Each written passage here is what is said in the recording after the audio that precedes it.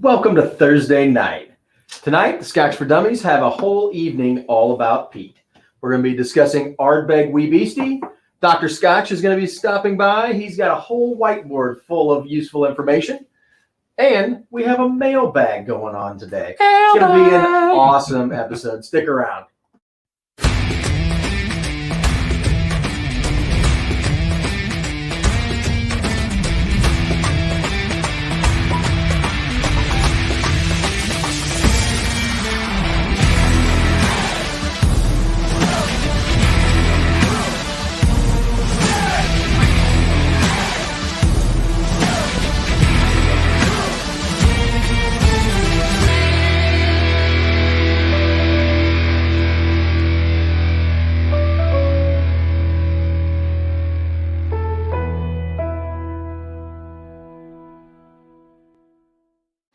Hey What's guys, going on? Scotch for Dummies here. Well, three of us. Happy Thursday, everybody. Happy Thursday. I love this live. This is the best part of the day. That's the three important ones anyway.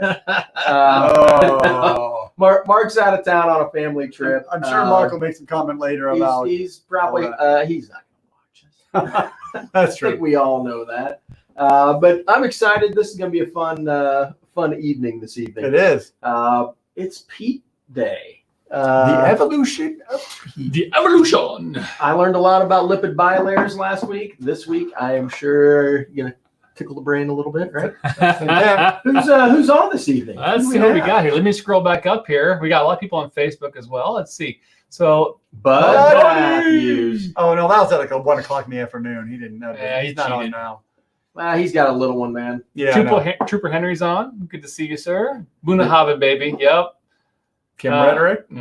Too slow. Yeah. Tom R. One Lost Cause. Zach Andrews is on. Jimmy T. I heard Jimmy T has been quite the guy lately, huh? He's a Yep. popular guy, Yep. especially with Zach. Zach loves Jimmy T. That's right. Hoagie. Hoagie. Okay, good. Damn, that guy is Cheers, amazing. man. Good to see you, buddy. Steve A. Mr. Lewis. Jules is on. Good to see Jules. Oh, we saw her earlier. Yes, we did. Who else John. was on? Alejandro. Gary MC. What's he say? Hang on, pull it up. Glad I made it on this time. Normally sleeping at this time, as in from Scotland. Dang. Thank you for getting up and hanging with Man, us. that Cheers. is so awesome when people are willing to take time out of their sleep to do this. Checking in for the first time, Richard Agnew in Ontario. Hello, Ontario. Richard, Nice. man. Good to see Cheers. you. You know what, guys? Happy freaking Thursday. Happy Thursday. Happy Thursday. And happy fellas. Thursday, y'all. Good to see everybody. It's I have to say this was an awesome week because we got back to normal reviews. Had been what, 3 months? You want to start the podcast or we're good to go? 3 months? Well, We'll get to it in a second. But Yes. I just want to say that it felt nice having a normal review come out on Monday. Yes, it A lot was. of people got to watch it. We got a lot of interaction, which is why we're doing a mailbag this week.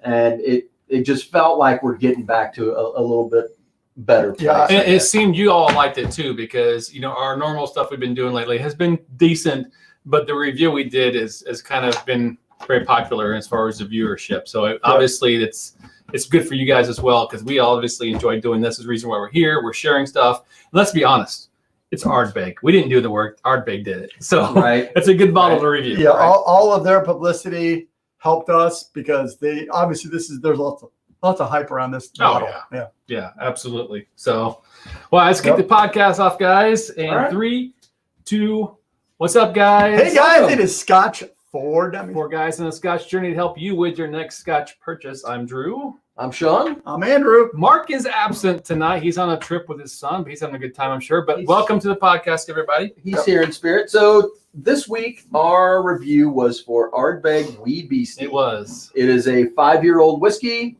It is 47.4.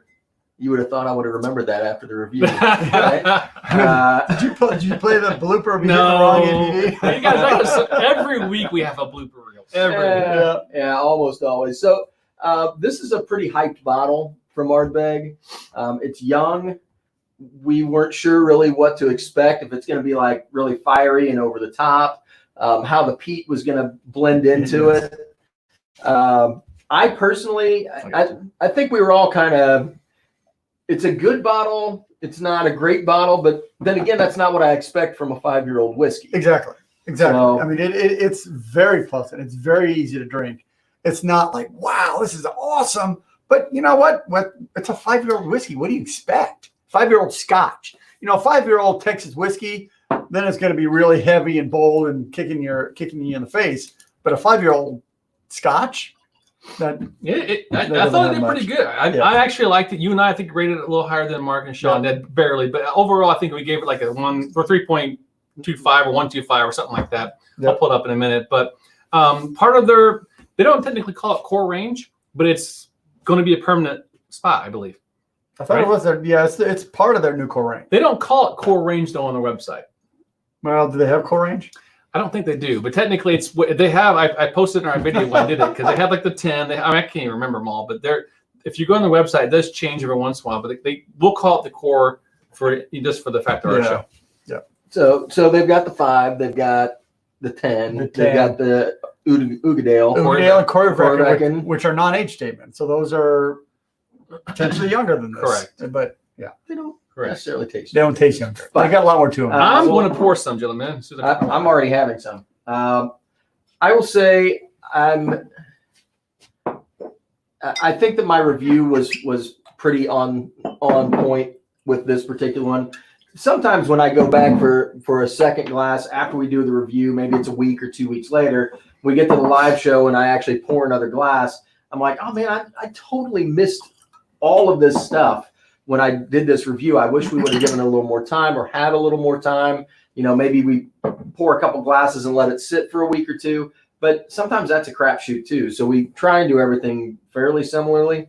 But this one, I think is still just a good solid middle of the road. It's a well-balanced Scotch. There's nothing wrong with it, but there's nothing that particularly stands out up over and above.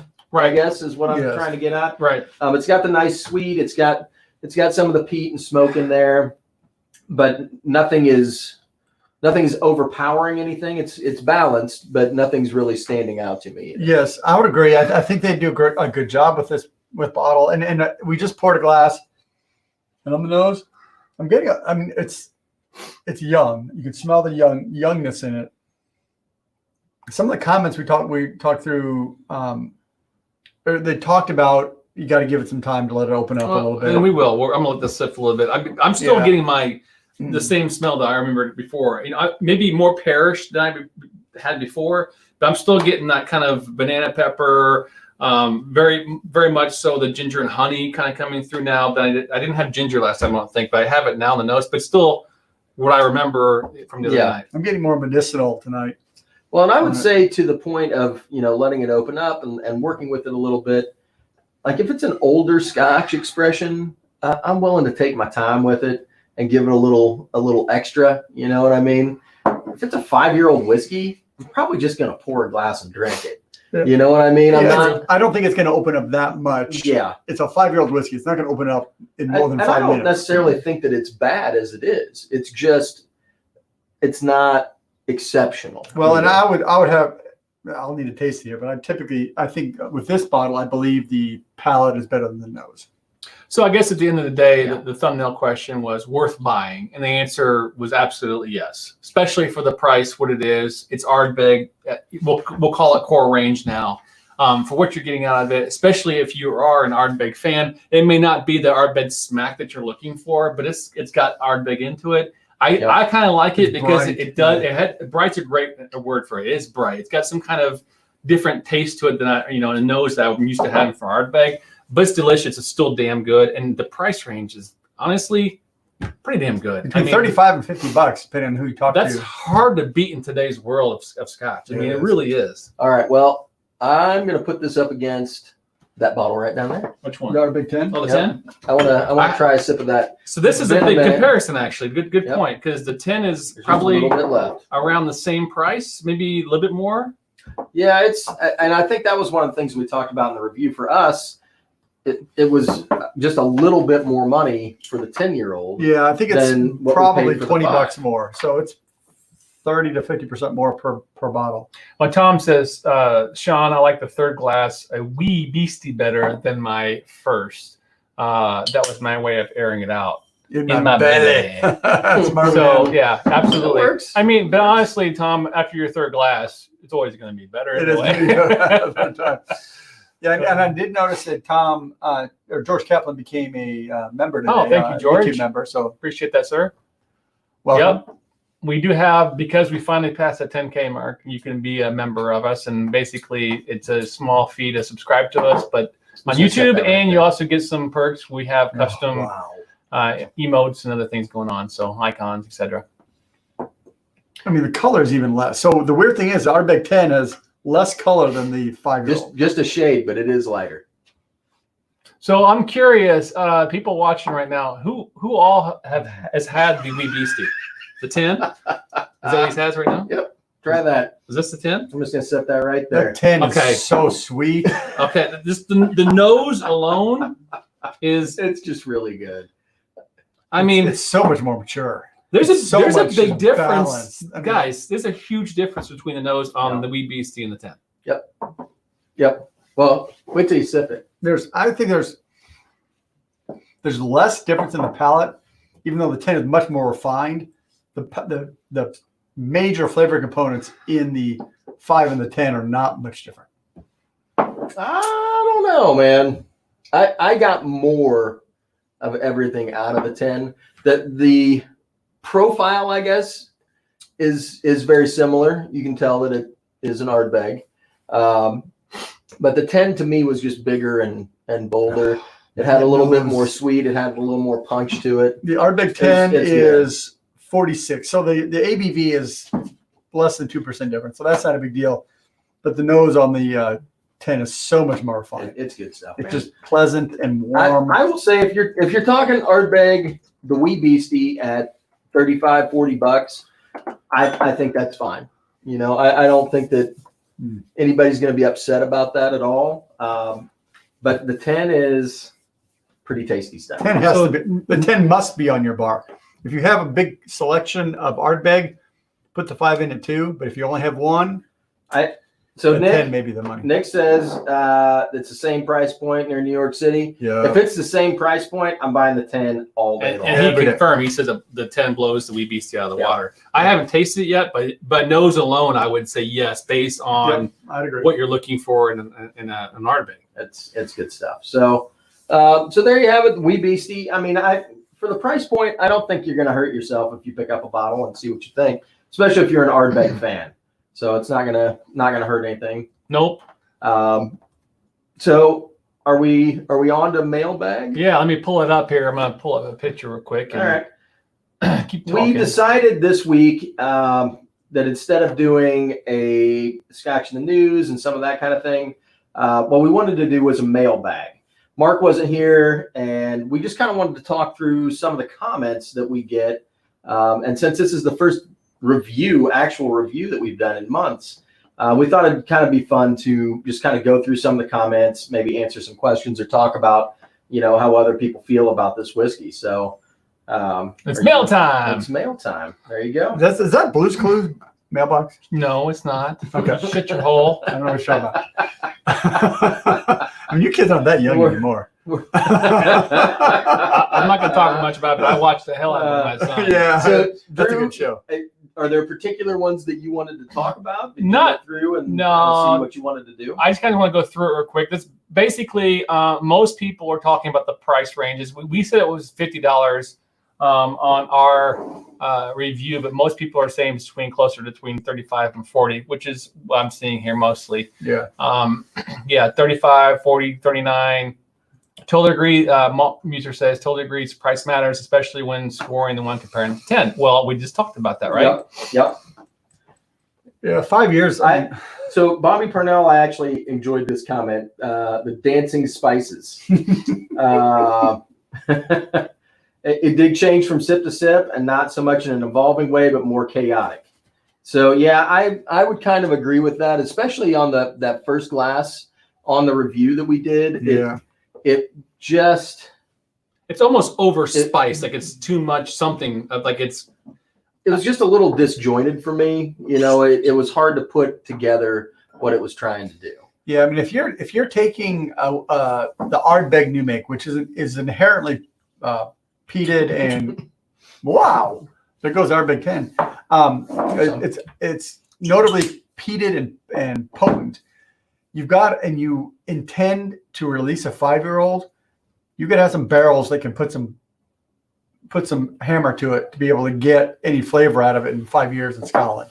So either they moved them, they were in Scotland, doesn't mean they were in Ireland. They could have moved them to a warmer region of Scotland to try and be more aggressive with the barrels. They could have taken younger first fill or maybe even virgin barrels and put them in there. They talk about ex-bourbon and Oloroso sherry for those. Right.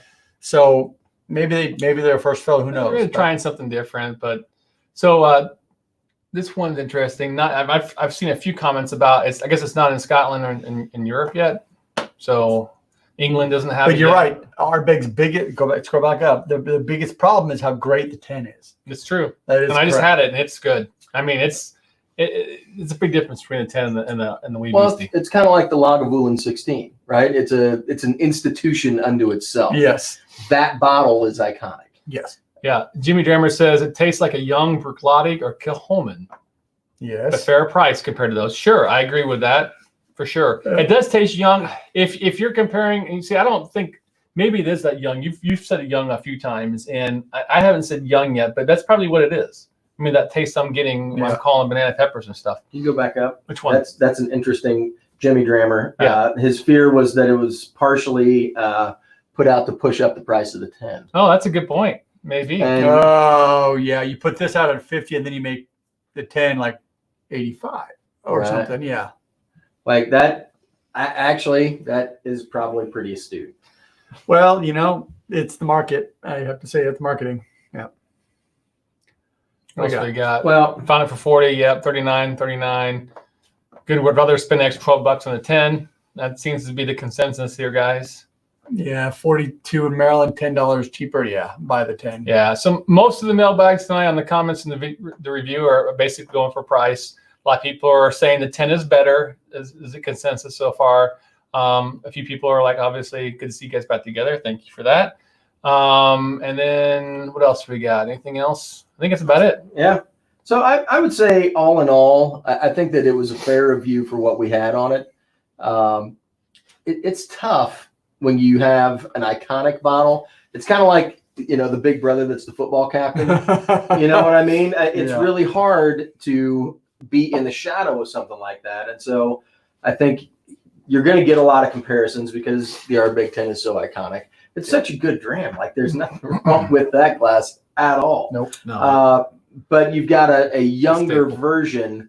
And so, there's going to be obvious comparisons to it. I think in that $35 to $40 price range is a decent buy. I'm not. I would have a hard time if I'm sitting in a store though, for 10 or 15, 20 extra bucks, picking up the 10 versus. Well, because you know what it is. Let's wind back for a second, especially for our podcast people. So these are times where you don't know anything about Ardbeg. You're going into Ardbeg. Would 10 be your entry point? Would you rather have? I mean, because let's talk about what Ardbeg is. Ardbeg is that PDI Big bold flavors you're going to get, especially when you get into Ugadale, etc. Yep. This is definitely, I would say, out of the whole line, this is definitely the easiest one to get into. Yeah. But is it going to be off-putting for that first timer on Isla? I think it doesn't represent Isla as much to me than what I would think Isla is. I think it's there, but it's something else. My thought with it is if you are, I'm just thinking back about how we started into Peat, and we got a bottle of Ugadale. That was our very first bottle of single malt Scotch that was peated, and we were floored in not a good way when we opened that bottle. So and, we and I tasted remember, nope. I remember how disappointed we were because we were super excited to open this bottle, and it was a pricey bottle for us.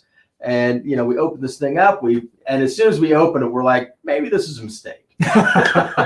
but you take a sip and you try and power through. And it was one of those things where you're trying to be polite and everybody's kind of looking at everybody like, are you going to say it or do I need to say it? And we finally were like, No, I don't know about this one. This may just sit on the shelf forever. And, but when we finally did come back to it and understood it a little bit better and our palates had expanded a little bit, I think it made such an impact because it was a really good Scotch. Would I have the same appreciation for peated Scotch with the Wee Beastie? I don't know. No way. I don't think so. Yeah. No way. That's just my take on it. To me, this is an experimental bottle in a sense, but it's going to be their core. But then again, looking back at our journey when we first started out, most of the bottles that we were trying, like, you don't know any of the distilleries. So when you walk into the store, you're like, okay, well, I'm going to buy the entry level, least expensive bottle, because if I don't like this distillery, I don't like what they're doing, I'm not going to feel that bad pouring out a $30 bottle. That's very true. Versus a $90 or $100 bottle.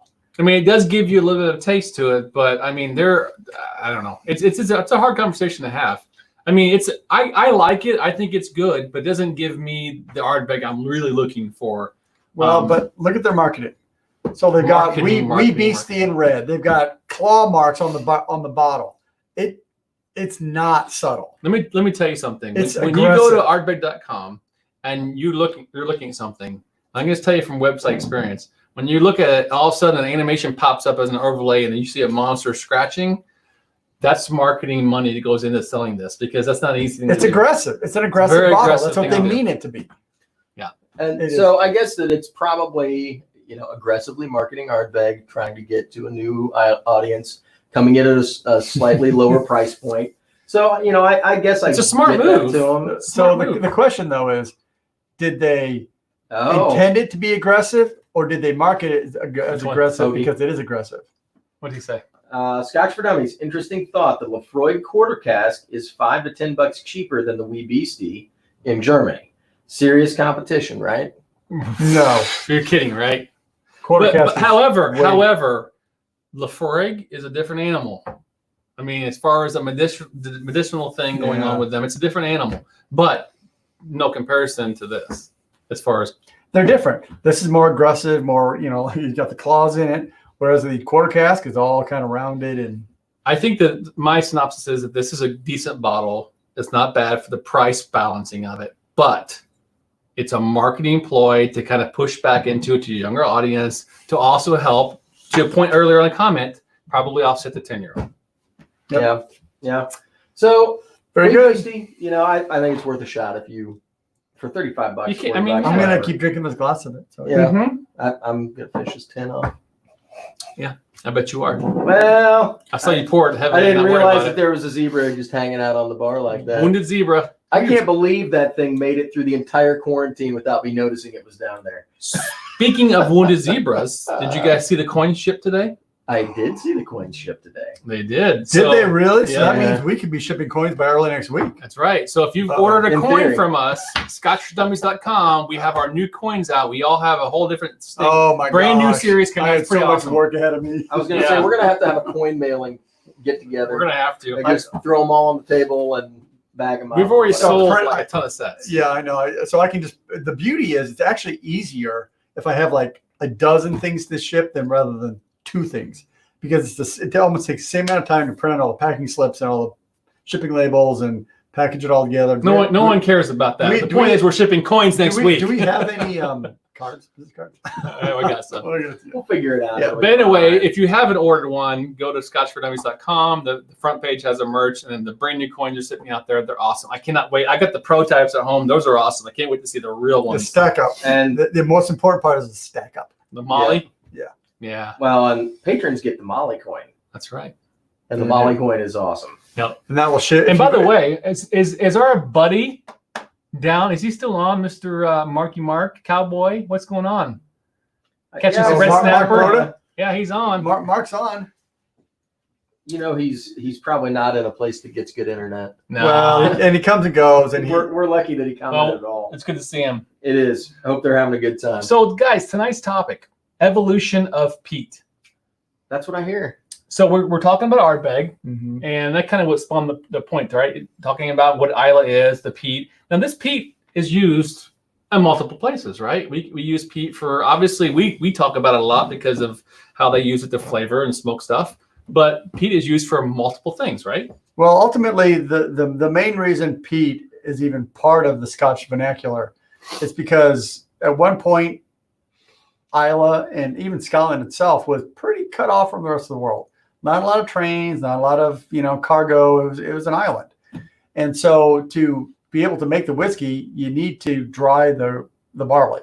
You've malted it. You've started that enzyme conversion into sugar. You need to dry it. Well, there are not a lot of trees in Scotland, and so you're not going to burn wood. So the next best thing is peat, which is under the ground. You dig it up, let it dry out, and it burns like coal. Except it's readily available. It doesn't have as much heat value, but it works. You use it. It works. It dries your grain. It allows you to make whiskey, and that's why it was initially used. Now, in the modern age, you can use other things. You can use gas, you can use coal, you can use coke, you can use whatever else you want to heat, solar energy, whatever you want to dry the grain. You can buy your dried malted barley from anywhere in the UK and have it shipped directly to your distillery already ready to go. So it's probably more used as a flavor component now than it was originally as a primary heat source. Right. Mainly because there have been some discussion about peat as being potentially over-farmed in some regions in Scotland and will eventually run out. Well, they've even created new peat bogs, right? They started kind of trying to. You can start one, but by the next ice age, you'll have That's some. right. That's the problem. Which we'll get into in a little bit later. You have to protect the peat bogs for them to actually grow. So, did you guys see the whole thing too about doing some history on peat? Did you see all the stuff about all the peat bog bodies? Yes. That's crazy because I'm sure Dr. Scotch is going to tell us about it because of the lack of oxygen and the It's carbon, how acidic. it's like one of the best preservations for. Yeah, so you'll dig through a peat You bog. can see organs inside their skin. Yeah, it's completely acidified, so there's no bacterial growth, very little bit of decomposition. Yeah, It it's crazy. just hangs out for thousands and thousands of years. Yes, literally thousands of years. I hear that Dr. Scotch is coming to. You want me to go check on him? I think you should. I'm gonna see if I can find him. I think we should go see Dr. Scotch. See if we can find him around here somewhere. He's definitely here somewhere. I think he's maybe in the basement. Let me see if I can go find him here. That would not be Dr. That's Scotch. not it. Oh. They call me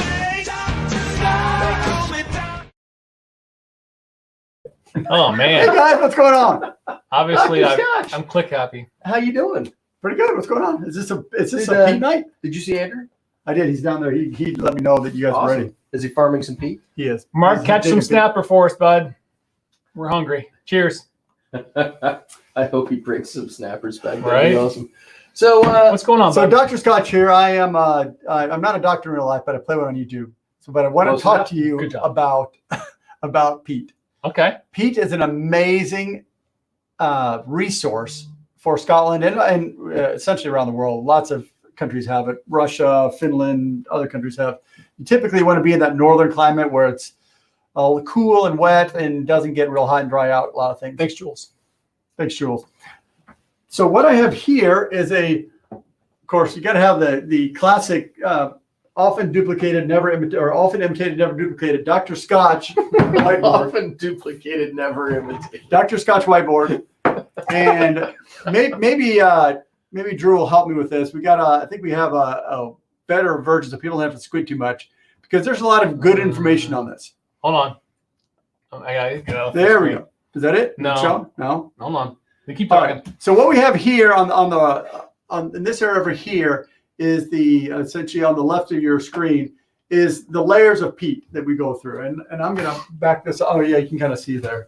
So off on the left, you have layers of peat.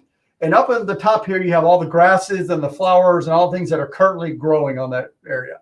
And then as you go deeper, you actually get a more compact and a more dense energy source. And so you get the top up here is real kind of grassy and there's roots in there and it's real lighter color. And as you go down and as it gets older, it gets darker and heavier and essentially turns into coal as you get down to the very bottom of the peat bog.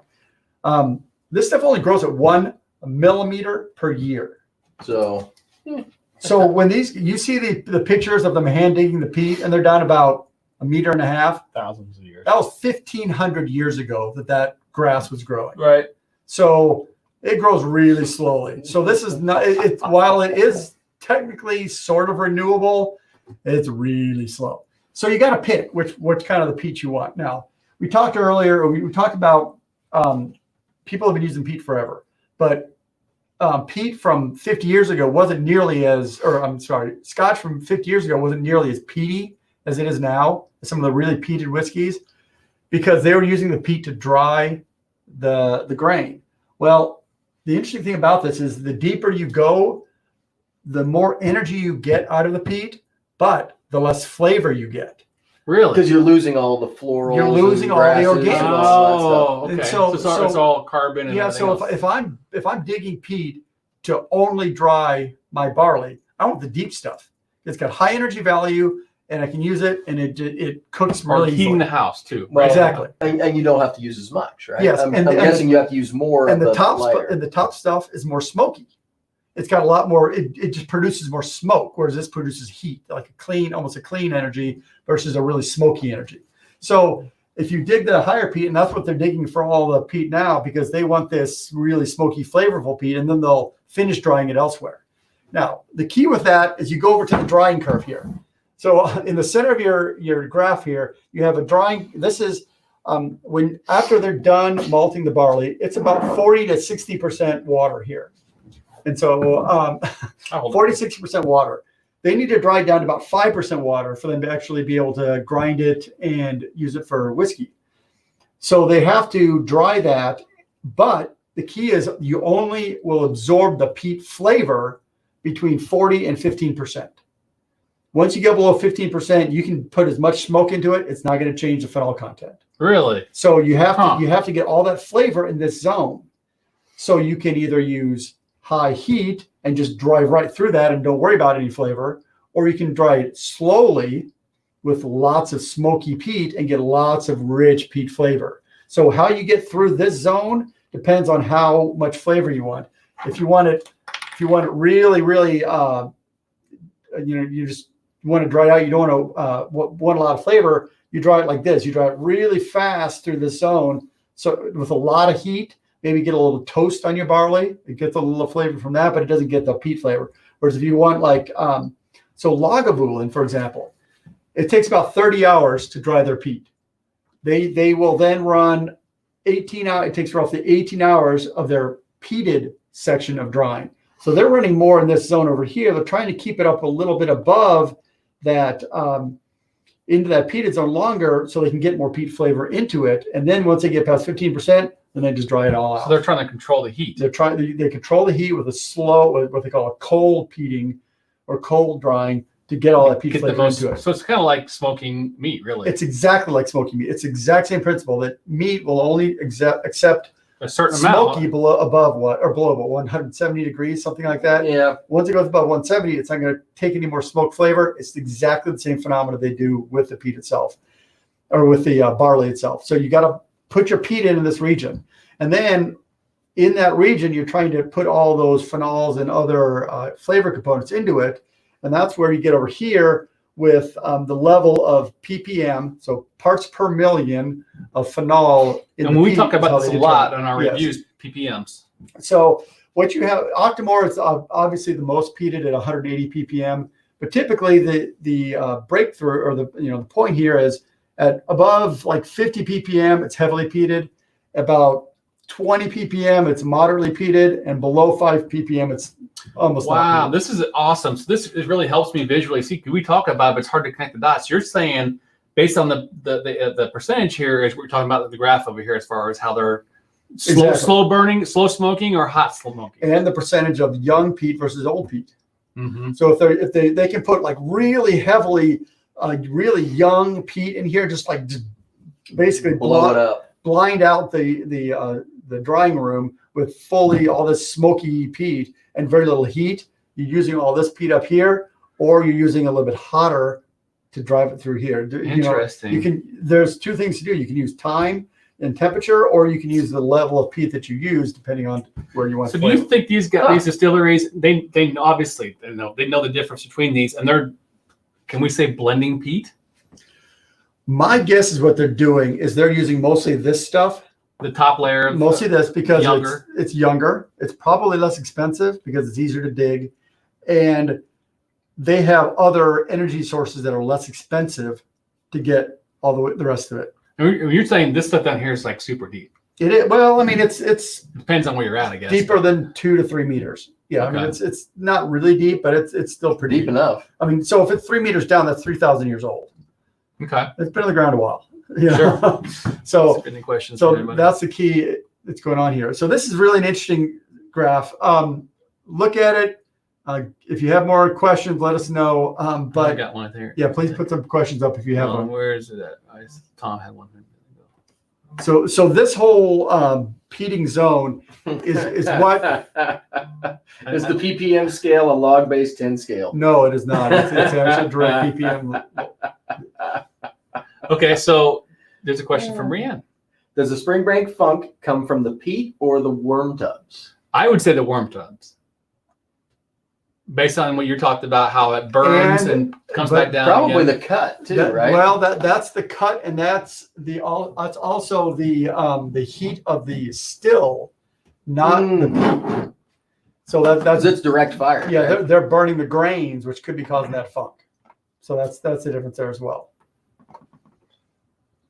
old socks in the wash. Well, that bag. does it too. Whiskey Yeah, mystery. yeah. I mean, it is what it is.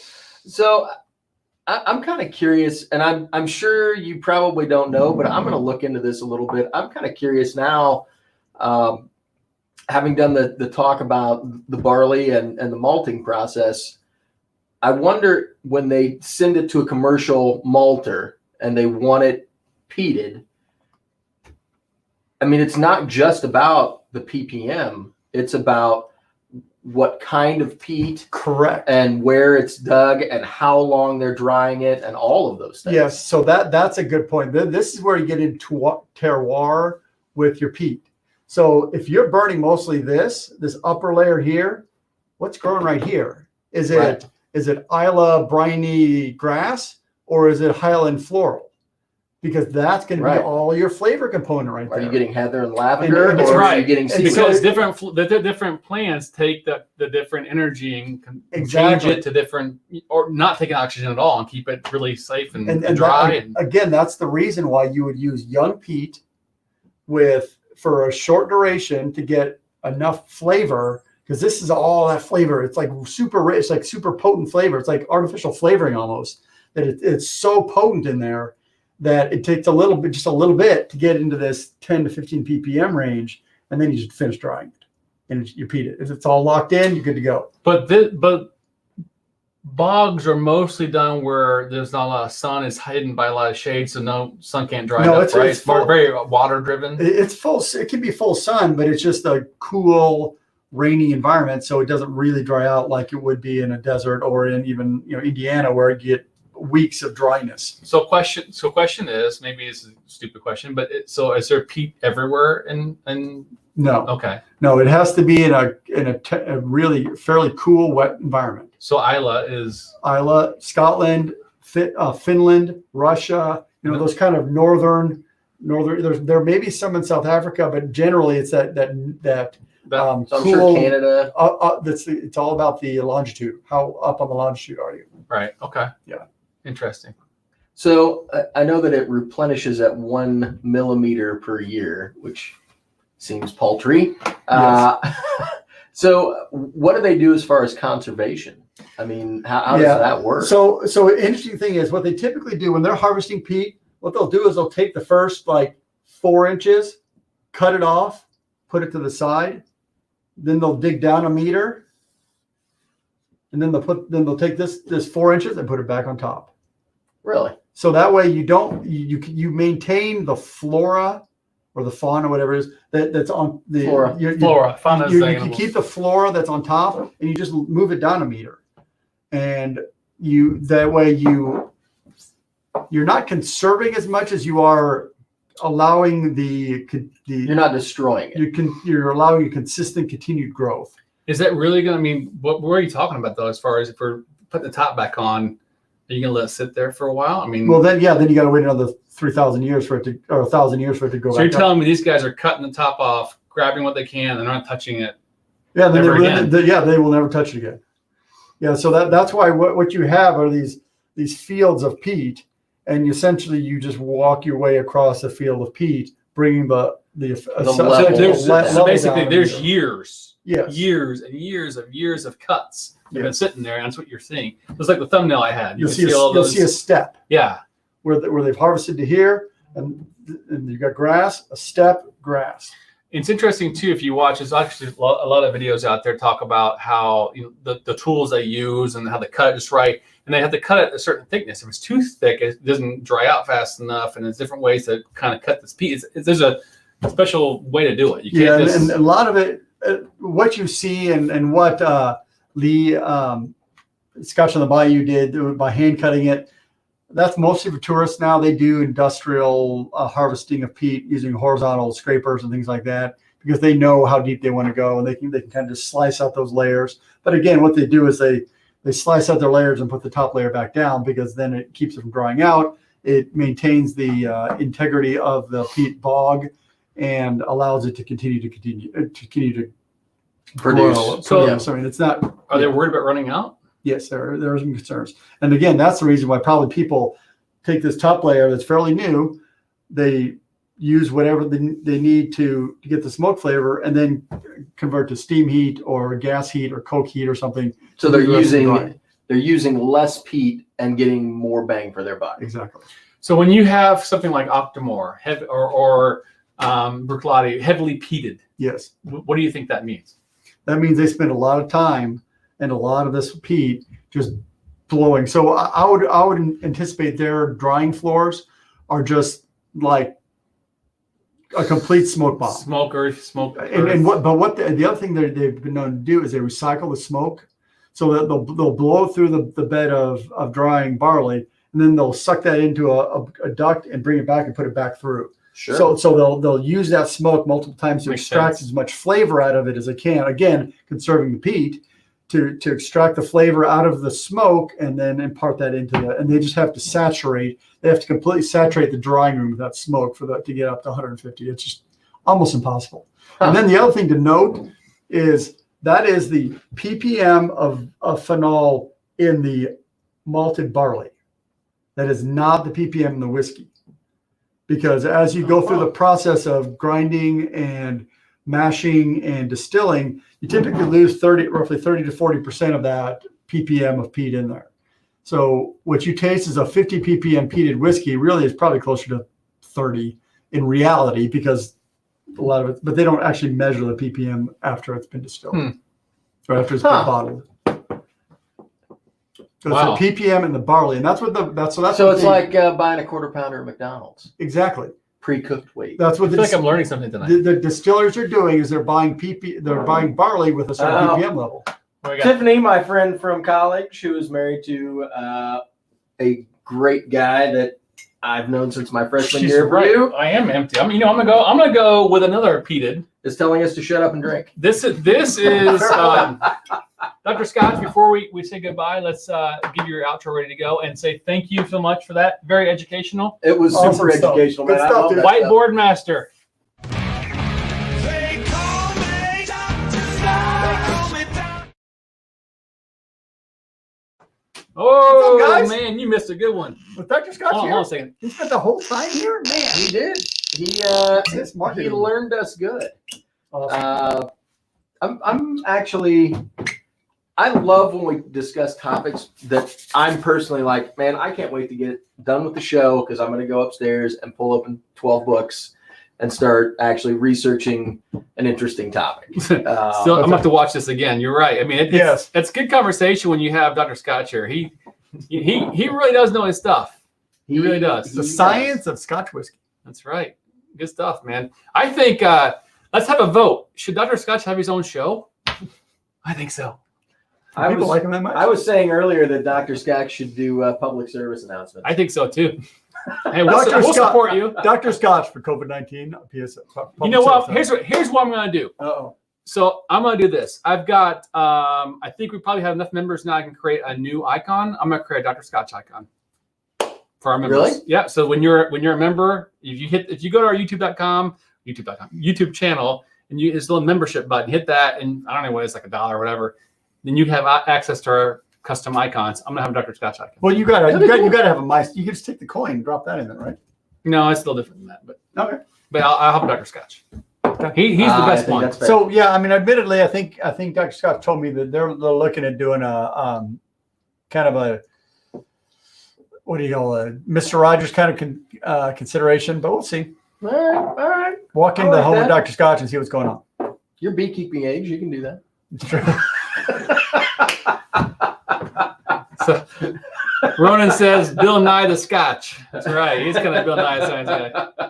I can get behind that. I can totally get behind So that. speaking of peated whiskey, I am on. I think you're drinking the Wee Beastie. I went on to Lagavulin. You guys had this earlier, but this is probably considered the major Isla Scotch peated whiskey on earth, right? Like it's the go-to. Arguably the best, yes.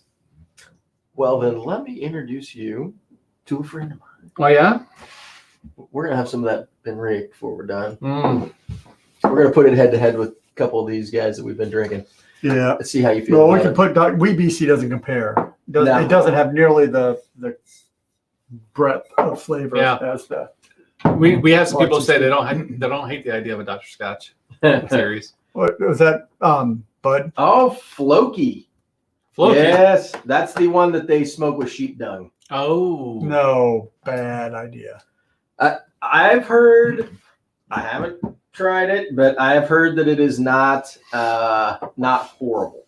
I mean, it's kind of like the peat thing. I mean, it's what they have to burn there.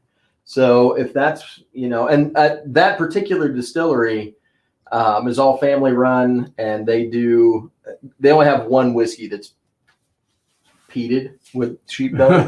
Poop it. The rest of them are a little more conventional, but Funky. they were looking at it.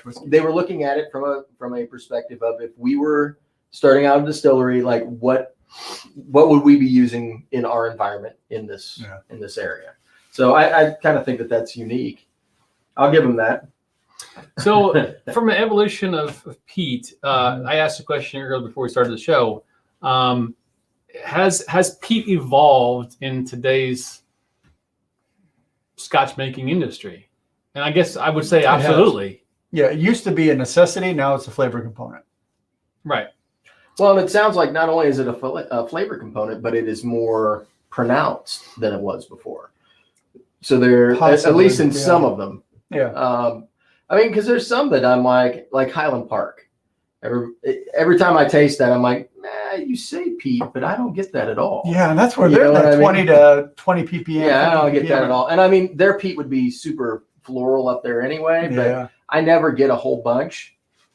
But to me, that would be like an old time kind of Scotch. Mhm. Now, granted, a lot of their finished product isn't all peated whiskey. Correct. It's They peated and blend it unpeated. together, So yeah. So I mean that does cut it down too. But I just find it interesting that are people demanding it, or is it a marketing tool, kind of like Octomore? You know what I mean? Like Octomore is big on the peat just because it's big on the peat. That's the selling That is point. its unique selling point.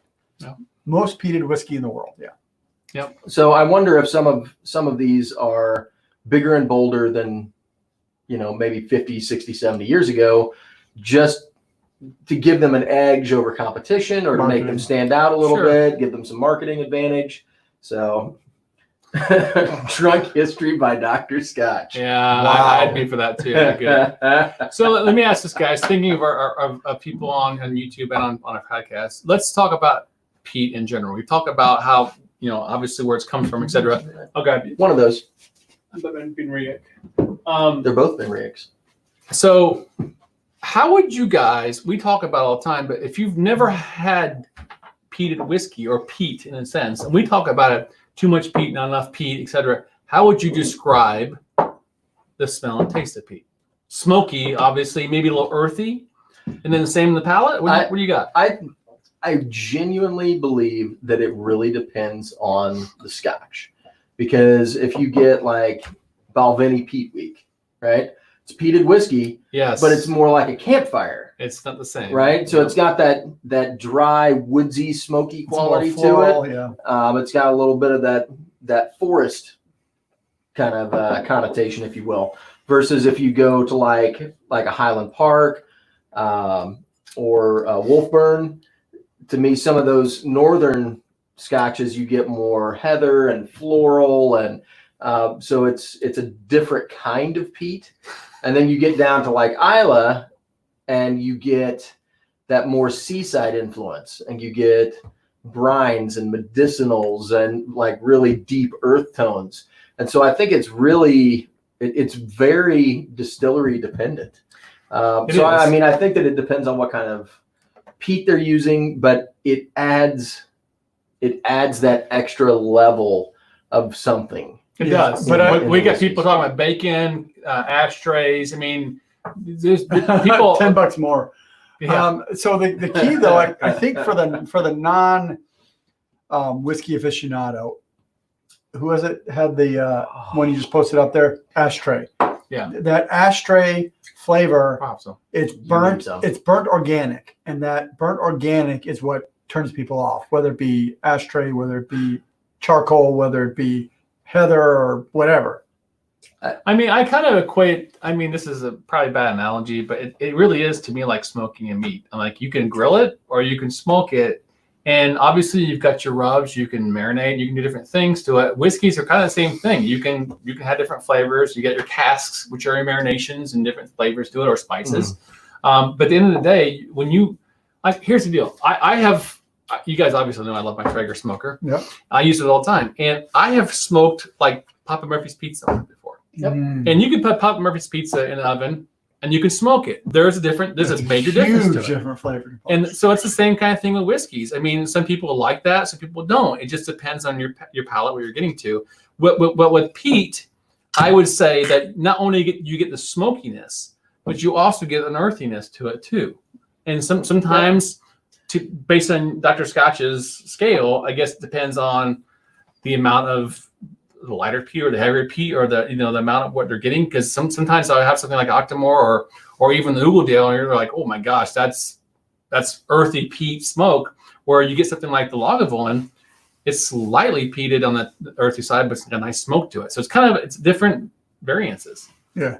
There's so many. I think that's why we all love Scotch. There's so many variations to what kind of peat they're using, what kind of barley they're using, how their stills are shaped, what barrels they're putting this stuff in, how long they're aging it.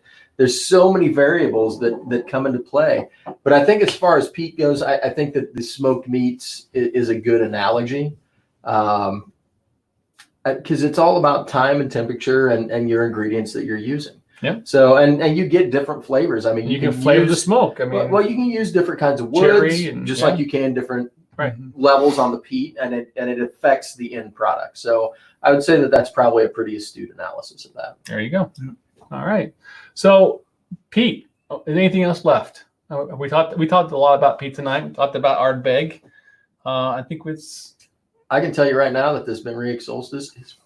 Is it? I can't wait to So have a look. do you know well, it's got It's so good. heavily peated port finish. This will be probably top 5 bottle of all time. It's so good. Really? I love this I bottle. mean, I haven't had it for a while. I need to have a glass in a It's so minute. good. So what else do we have coming up? We got the coins coming in. Yep. So those will be getting mailed out to the people that have bought them already, probably next week. We have new shirt designs coming out. We do. Some of them are out now. I've got one on order.